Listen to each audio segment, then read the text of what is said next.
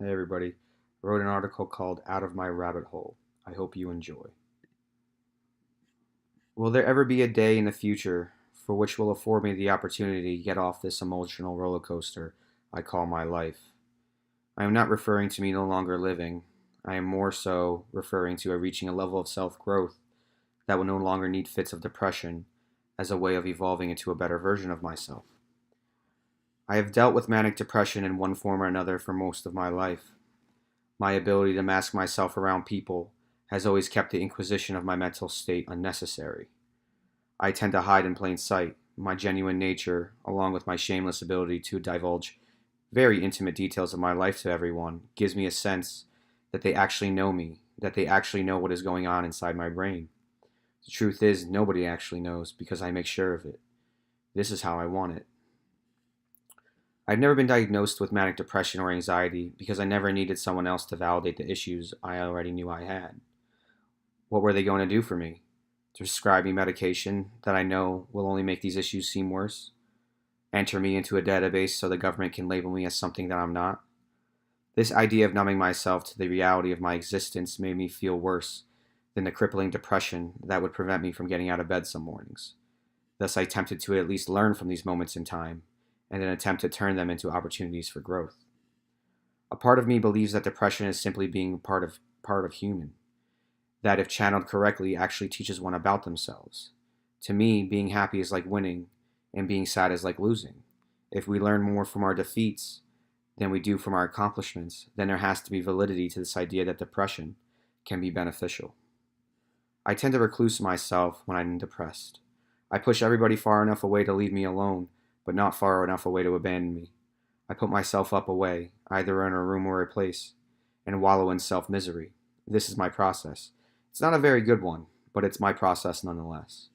Some fits of depression last only half a day, while others have lasted for weeks and even months. The initial feeling of having no control over myself turns out to be the only thing I could actually control. I allow myself to fall victim to the paradox of attempting to control external factors while disallowing myself to control my internal factors, that being my thoughts, my actions, and my mindset.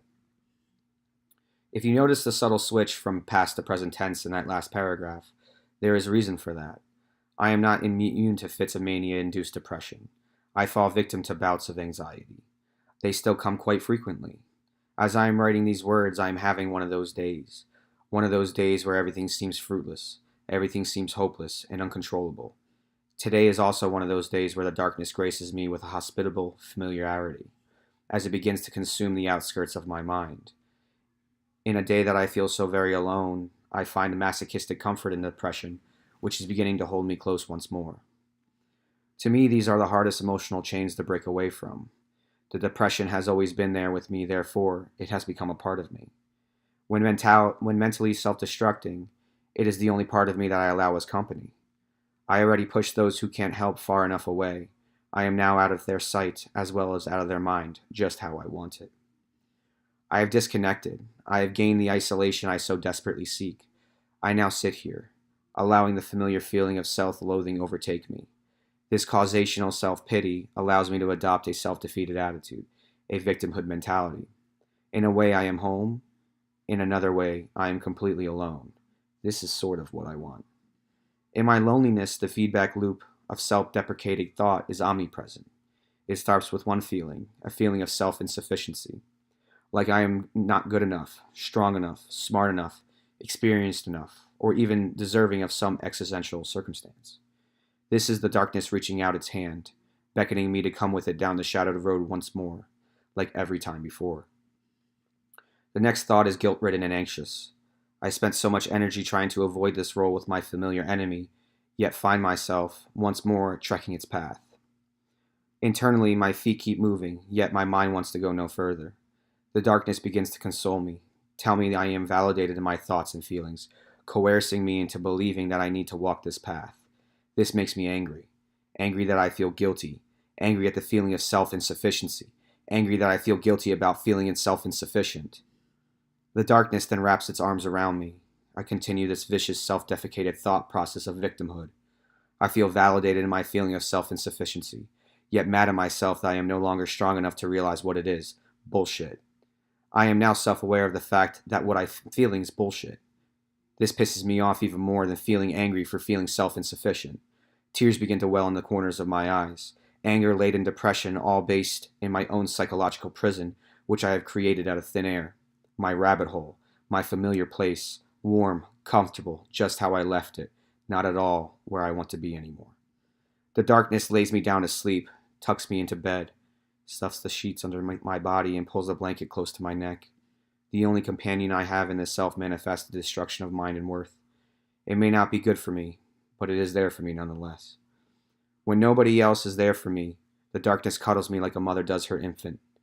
I've already pushed people away, not wanting them to be dragged into my bullshit, yet hating myself for once more allowing it to consume me.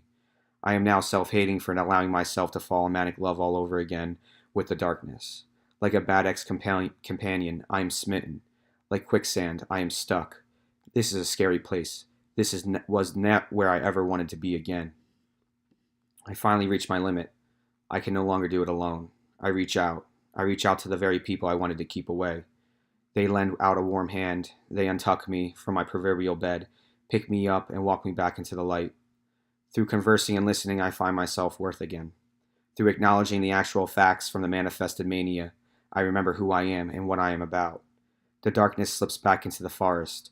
The sunlight hits my face. I take a deep breath of fresh air. I am okay. This time at least, I am okay. This is just something I wrote today. I didn't feel good waking up. A lot of things going on in my life right now, and I let the darkness consume me for a little bit. But after writing this article, I felt a lot better, went to the gym, and I was able to get over it. Do not recluse yourself. There are people out here going through what you're going through. I'm going through what you're going through. Reach out. Bring those people who love you back into your life when you want to push them away. They care for you, and they will be there for you. I'm Adam T. Cummings with SIUVA, and I hope this will help you.